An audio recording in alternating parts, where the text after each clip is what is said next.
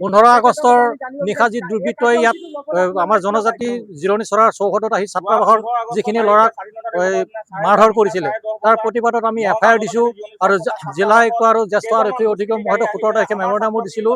কিন্তু আজিলৈকে তেওঁলোকে দুজনক গ্ৰেপ্তাৰ কৰিছে যদিও বাকীখিনি পলাতক অৱস্থাত আছে আসামী, তেওঁলোকৰ তাৰ সম্পূৰ্ণ তথ্য আছে। সম্পূৰ্ণ তথ্য থকাৰ পিছতো তেখেতসকলে অৱহেলা কৰি পেলাই আজিলৈকে গ্ৰেপ্তাৰ কৰা নাই। গতিকে আমি তেওঁলোকক অতি শীঘ্ৰে গ্ৰেপ্তাৰ কৰি তাৰ উচিত ব্যৱস্থা শাস্তি দিবৰ কাৰণে আমি এই নগাঁও জিলা ট্ৰাইবেল সংঘ, নিখিল বড়ো ছাত্ৰ সন্থাৰ নগাঁও জিলা সমিতি আৰু ভদৌ তিৱা ছাত্ৰ সন্থা, ৰাভা ছাত্ৰ সন্থা, কাৰ্বি ছাত্ৰ সন্থা, ডিমাচা ছাত্ৰ সন্থা, আমি সকলো আৰু তিৱা যুৱ ছাত্ৰ পৰিষদৰ সকলো উমৈহতীয়া প্ৰচেষ্টাত সকলো সহযোগিতাত আজি আমি ইয়াৰ পৰা সমদল উলিয়াই জিলা আয়ুক্ত কাৰ্যালয়ত ধৰ্ণা কাৰ্যসূচী আমি মানে মাননীয় মুখ্যমন্ত্ৰী হিমন্ত বিশ্ব শৰ্মা দেৱলৈ আমি স্মাৰক প্ৰদান কৰিম আৰু তাৰ প্ৰতিলিপি আমি মাননীয় ডব্লিউটি মিনিষ্টাৰ অনুজ পেগু আৰু স্থানীয় বিধায়ক ৰূপক শৰ্মা দেৱকো আমি আৰু DIG ছাৰকো আমি ইয়াৰ প্ৰতিলিপি দিম। জনজাতিসকল সকলো শান্তিপ্ৰিয় মানুহ, আমি শান্তি ঐক্য সংহতিৰ মাজত শৃংখলাবদ্ধভাৱে আমি জিলা আয়ুক্তক আমি মেমৰেণ্ডাম দিবলৈ আমি ওলাইছোঁ।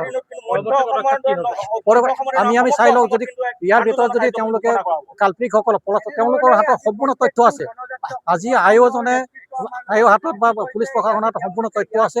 তেওঁলোকে যদি অতি শীঘ্ৰে 2 দিনৰ ভিতৰত যদি তেওঁলোকে যদি গ্ৰেপ্তাৰ নকৰে, ইয়াৰ পৰৱৰ্তী বৈঠকত আমি সকলো দল সংগঠন আমাৰ বহি পেলাই আমি পৰৱৰ্তী কাৰ্যসূচী আমি গ্ৰহণ কৰিবলৈ বাধ্য থাকিম। 15 আগষ্ট তাৰিখে স্বাধীনতা দিৱসৰ দিনা প্ৰায় নিশা 10:30 মান বজাত নগাঁও জনজাতি জিৰণি চোৱাত থকা ছাত্ৰাবাসৰ 3জন ছাত্ৰক 10-12 জনে এটা দুৰ্বৃত্ত দলে আক্ৰমণ কৰিছিল আৰু আমাৰ এই প্ৰহাৰ কৰা 3জন ছাত্ৰক আমি মেডিকেল কৰি পেলাই আমি এজাহাৰত দাখিল কৰিছিলোঁ আৰু এজাহাৰ দাখিল কৰাৰ পাছত 2জন কাল্পিতক তেখেতসকলে কৰায়ত্ব কৰিবলৈ সক্ষম হৈছিল আৰু ইতিমধ্যে যিকেইজন আমি নাম দিছিলোঁ সেই নাম দিয়া ব্যক্তিকেইজন বা কাল্পিতকেইজন তেখেতসকলক ফটো পৰ্যন্ত দিয়াৰ পাছত আজি অসম আৰক্ষী নগাঁও আৰক্ষী প্ৰশাসনে কিন্তু কৰায়ত্ব কৰিব সক্ষম হোৱা নাই।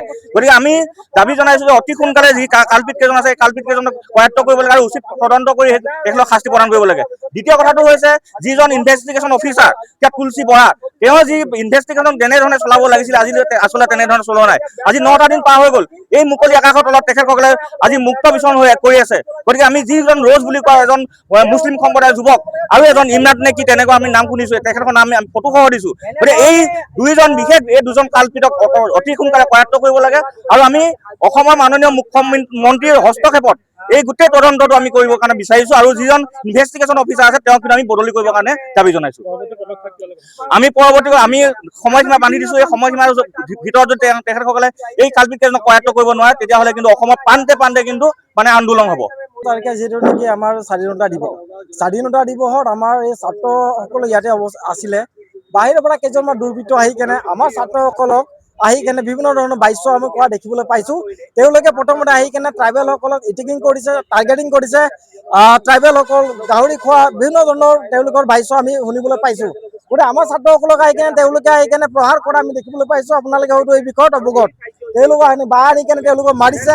আমাৰ 2জন ল'ৰা ইয়াত আহত হৈছে। গতিকে এই ক্ষেত্ৰত আমি যোৱা 16 আগষ্ট তাৰিখে আমি গৈ কেনে এজাহাৰ দাখিল কৰিছোঁ। তাৰপিছত আমি DC গৰাকীক লগতে আমি SP গৰাকীক আমি সাক্ষাৎ কৰিছোঁ আৰু এই বিষয়ত আমি চাইছিলোঁ যে তেওঁলোকৰ পৰা কিবা এটা আমি পাম নেকি। বৰ্তমানলৈকে আমি ইমান বাধ্যত পৰিব লগা হ'ল জনজাতিসকলে যে আজি এই পৰ্যন্ত আজি চিফ মিনিষ্টাৰ যদি কোনোবা এটা যদি ফেচবুকতে কিবা এটা টুইট কৰে বেয়াকে লৈ তাক এৰেষ্ট কৰিবলৈ 24 ঘণ্টা নালাগে, 12 ঘণ্টাতে তাক এৰেষ্ট কৰিব। আমাৰ ল'ৰা ছোৱালীক প্ৰহাৰ কৰিলে ইয়াত থাকি কেনে আমাৰ জনজাতিসকলে ইটিকিং কৰি কেনে শব্দ তেওঁলোকে ক'লে, কিন্তু এতিয়ালৈকে তেওঁলোকে এৰেষ্ট কৰিবলৈ কিয় পৰা নাই। গতিকে আমি দাবী জনাইছোঁ মাননীয় মুখ্যমন্ত্ৰীক, আমি দাবী জনাইছোঁ DCক, আমি দাবী জনাইছোঁ SP দাবী জনাইছোঁ যদিহে আজিৰ ভিতৰত যদি এৰেষ্ট নকৰে ইয়াতকৈ জংগী আন্দোলন কিন্তু নগাঁৱত আমি কৰিবলৈ বাধ্যত পৰিম।